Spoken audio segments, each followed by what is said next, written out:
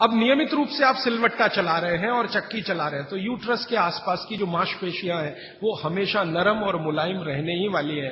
तो आपकी जिंदगी के कॉम्प्लिकेशन 45 साल के बाद कम रहने ही वाले हैं। आप उनको दवा खा खा के कम करें तो दवाओं के साइड इफेक्ट्स हैं। ज्यादा दवाओं के साइड इफेक्ट है कि मोटापा बढ़ेगा। एक HRT टेक्निक है, हार्मोन रिप्लेसमेंट थेरेपी। ज्यादातर माताएं उसमें जाती हैं 45-50 साल की उम्र में, हाथ जोड़कर विनती है कि कभी ना जाएं। और अगर आप गए उसमें तो आपके वजन को कोई भी दुनिया का भगवान नहीं बचा सकता बढ़ने से, बढ़ेगा ही। क्योंकि हार्मोन रिप्लेसमेंट थेरेपी में जो मेडिसिन है वो सब मेद बढ़ाने वाली है। मेद माने शरीर में एक्स्ट्रा वेट बढ़ाने वाली। तो आप अगर HRT से बचना चाहते हैं और दवा नहीं खाना चाहते हैं तो 15 मिनट की चलाइए ना सवेरे सवेरे चक्की। 15 मिनट से ज्यादा जरूरत नहीं है। 15 मिनट में जितना गेहूं पिस गया, जितना चना दाल पिस गया, अच्छा है। फिर आप बोलेंगे हमारे यहां तो 1-1 घंटे चलाते थे। वहां उस समय शायद लोगों का शरीर भी इतना मजबूत था, तंदुरुस्ती भी इतनी अच्छी थी, घी दूध भी अच्छा खाने को मिलता था, तो वो 1-1, 2-2 घंटे चला सकते थे। आज के समय को ध्यान में रखते हुए 15 से 20 मिनट भी आपने चलाया, या तो सिलबट्टा या तो चक्की, तो जिंदगी आपकी एकदम सुरक्षित और निरोगी रहने वाली। तो विज्ञान के साथ रसोई सबसे ज्यादा इस देश में जुड़ा हुआ है। तो 3 सूत्र अभी तक मैंने आपको भागवत जी के बता दिए। और इन 3 सूत्रों में एक छोटी सी जानकारी और, कि आप पुरुष भी चाहें तो जिनको पेट अगर बढ़ा हुआ है और आप चाहते हैं कि ये कम हो, तो आप भी 15 मिनट चक्की चला सकते हैं सुबह सुबह। आप भी चाहें तो सिलबट्टे पे चटनी बना सकते हैं। अगर आपने भी चक्की चलाई और सिलबट्टे पे चटनी बनाई तो आपकी चटनी तो बनेगी ही और आटा तो पिसेगा ही। आपका जो पेट है ये अंदर चला जाएगा, जो आपको किसी भी जिम्नेजियम की मदद से नहीं जाएगा। मैं आपको इस बात की गारंटी देता हूं, स्टाम्प पेपर पर आप लिखवा लीजिए मुझसे, 1000 रुपए का हो या लाख रुपए का स्टाम्प पेपर। दुनिया का हर एक डॉक्टर इस बात से सहमत है, वो बोलता नहीं, बात अलग है, कि जिम्नेजियम में जाकर कभी भी किसी का पेट अंदर जाता नहीं, और थोड़े दिन के लिए गया और आपने जाना बंद किया तो ज्यादा बाहर आता है। क्योंकि जिम्नेजियम की जो एक्सरसाइजेज है और वहां जो एक्सरसाइजर रखा है मशीन, वो आपसे मेल नहीं खाती।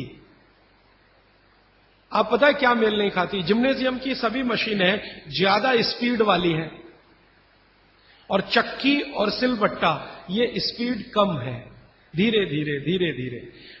हमारी जो तासीर है वो कम स्पीड वाले उपकरणों के साथ ज्यादा है, क्योंकि हम गर्म देश में रहते हैं। गर्म देश के लोगों में आप जानते हैं स्वाभाविक रूप से वायु का प्रकोप ज्यादा होता है शरीर में। ये कल मैं और इस विस्तार से बात करूंगा। वायु माने वात, पित्त और कफ शरीर में तीनों है। गर्म देश के लोगों में वायु का प्रकोप स्वाभाविक रूप से ज्यादा होता है। अब वायु का प्रकोप ज्यादा है तो हर चीज ऐसी करनी चाहिए जो धीमे हो। ज्यादा तेज करेंगे तो वायु और बढ़ेगी। इसलिए भारत में यह कहा गया है कि डांस करना है तो धीमे धीमे करो। इसलिए यहां के जो डांस है ना, उनके स्टेप्स, जैसे भरतनाट्यम, जैसे कथक, कथकली, ओडिसी, कुचिपुड़ी, ये सब डांस के स्टेप आप देखो स्लो है, स्लो। और यूरोप में बिल्कुल उल्टा है, ठंड बहुत है। ज्यादा ठंड के देशों में क्या होगा कि वायु बिल्कुल उल्टी स्थिति में होती है, बहुत ही कम होती है शरीर में, और पित्त और कफ बहुत बढ़े हुए होते हैं। तो वायु बढ़ानी है उनको पित्त और कफ को समान रखने के लिए, तो हर चीज वो फास्ट करेंगे। उनके डांसेस बहुत फास्ट होंगे। आप देखो रशियन बैले होता है ना, क्या फास्ट स्टेप्स वो करते हैं, क्योंकि वो उनके लिए आवश्यक है। नहीं करेंगे तो मर जाएंगे। तो उनका डांस फास्ट होगा, हमारा स्लो होगा। उनकी हर चीज की स्पीड फास्ट होगी, हमारी स्लो होगी। इसलिए हमने चक्की बनाई, सिलबट्टा बनाया, बैलगाड़ी बनाई, क्योंकि हर चीज हमें स्लो चाहिए। बात हमारा बढ़े नहीं, स्पीड से बात बढ़ता है। ध्यान रखिए इस बात को। बैलगाड़ी क्या है? पहिया ही तो है। मुख्य क्या है? पहिया है ना। तो पहिए का इन्वेंशन सबसे पहले भारत में ही हुआ दुनिया में, लेकिन हमने वो बैलगाड़ी में लगाया, हवाई जहाज में नहीं लगाया। हम भी चाहते तो हवाई जहाज का पहिया बना सकते थे। जिसने सबसे पहला पहिया बनाया दुनिया में वो हवाई जहाज का भी बना सकता था, लेकिन जरूरत नहीं अपने को जरूरत बैलगाड़ी की ही है, क्योंकि ये स्लो है। स्लो इसलिए कि बैल जो खींच रहा है उसके शरीर को वायु का प्रकोप ना बढ़े। हमारे यहां मनुष्य के लिए जितना सोचा गया बैल के लिए भी उतना ही सोचा गया, क्योंकि बैल और मनुष्य बराबर है, हमारे यहां अलग नहीं है, हिस्सा है हमारा, परिवार का हिस्सा। तो बैल जब बैलगाड़ी को खींचे, अगर गाड़ी फास्ट है तो बैल को फास्ट दौड़ना पड़ेगा, तो बैल की वायु बढ़ेगी और वायु बढ़ने से मृत्यु जल्दी होती है।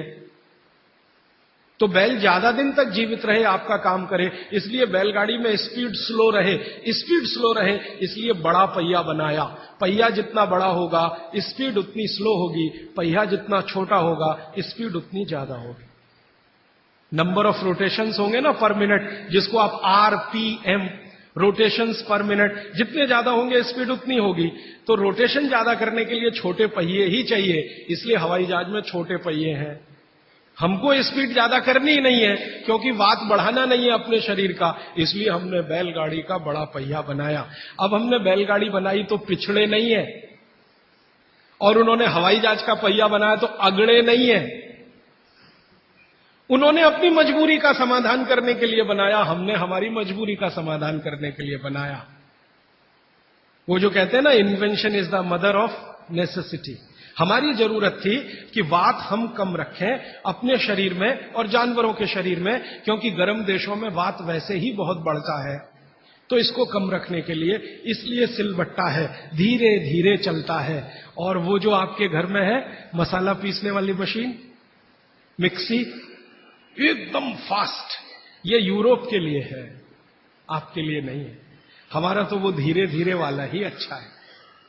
चक्की धीरे धीरे चलती है, यूरोप से आई हुई चक्की बिजली की जो है ना एकदम फास्ट चलती है। अब मैं जो एक बात कहना चाहता हूं, जो 4 साल से 5 साल से हम कर रहे हैं। हमारा एक केंद्र है भीलवाड़ा में, वहां हम चक्की चलाते हैं। भीलवाड़ा केंद्र हमारा भारत का सबसे अच्छा केंद्र है आज की तारीख में। आगे और कोई बन जाए चेन्नई में तो शायद भगवान सुन लेगा। भीलवाड़ा केंद्र में आप में से कोई भी राजस्थानी हो तो हमारा केंद्र जरूर देखने जाइए। भीलवाड़ा में नागौरी गार्डन है, वहां पर हमारा केंद्र चलता है।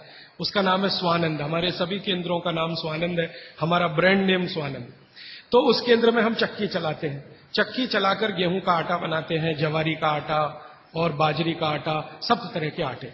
और वो आटा भीलवाड़ा के 100 परिवार, 125 परिवार के लोग नियमित रूप से लेके जाते हैं और खाते हैं। वो 100-125 परिवारों का सारा डाटाबेस हमने बनाया है। अब वो 100-125 परिवारों को 4 साल चक्की का आटा खिला खिला के हम पूछते रहते हैं, भाई क्या हो रहा है? तो कहते हैं एसिडिटी खत्म हो गई। और क्या हो रहा है? कहते हैं जी घुटने का दर्द कम हो गया। और क्या हो रहा है? नींद अच्छी आ रही है। और क्या हो रहा है? पित्त की बीमारियां कम हो गई हैं। और क्या हो रहा है? वो कहते हैं जी ब्लड प्रेशर भी कम हो रहा है। तो ऐसी 28-30 बीमारियों पर हमारी नजर है, और 4 साल में हर बीमारी के बारे में वो कह रहे हैं कम हो रही है, कम हो रही है, कम। मैंने कहा कुछ बढ़ रहा है? तो उन्होंने कहा आनंद बढ़ रहा है, सुख बढ़ रहा है, खुशी बढ़ रही है। क्या? बस वो चक्की का आटा खा रहे हैं और कुछ नहीं। फिर मैंने कहा कि आप माताएं जो लेके जाती हैं आटा, मैं पूछा आप बताओ जी आपका ऑब्जर्वेशन क्या है? तो उन्होंने कहा ये जो चक्की का आटा, इसकी रोटी इतनी नरम होती है, और वो जो बाजार का आटा लाते हैं उसकी रोटी थोड़ी ही देर में कड़क होती है। और वो कहते हैं कि हमारे घर के लोग जब से ये चक्की का आटा आया 2 रोटी ज्यादा भी खाते हैं तो शिकायत नहीं करते हैं, और ये बाजार के आटे की 1 रोटी भी ज्यादा खाई तो पेट में गैस बनना शुरू हो जाती है। माताएं ये कहती हैं। माताएं कहती हैं बच्चे भी उनकी रोटी पसंद से खाते हैं, घर के लोग भी अच्छे से खाते हैं। अब वो ये कहते हैं जी एक केंद्र से 2 कर दो, क्योंकि उसकी पूर्ति नहीं हो पा रही। एक केंद्र 100 घरों का ही आटा बना पाता है रोज, क्योंकि 15-20 महिलाएं वहां चक्की चलाती हैं। हम दूसरा बनाने की सोच रहे हैं, तीसरा बनाने की सोच रहे हैं। फिर एक दिन मैंने सोचा कि ये रास्ता तो गड़बड़ है। अगर हम ऐसे केंद्र बनाते जाएं तो ये रास्ता तो गड़बड़ है। अच्छा ये है कि हर घेर में ही ये केंद्र हो जाए। इसमें तो अंत में हम कहां फंस जाएंगे? जगह जगह केंद्र बना के हम तो फंसने ही वाले हैं कि भाई अब हाथ का आटा बना के दे दो। तो ये तो हम बिजनेस में नहीं जाना चाहते। हमारा उद्देश्य ये है कि हर घर में आटा बनाने की चक्की आ जाए। तो अब हमने वहां चक्की रखवाना शुरू किया। आप ले जाओ जी, अपने घर में ये चक्की से आटा बना लो।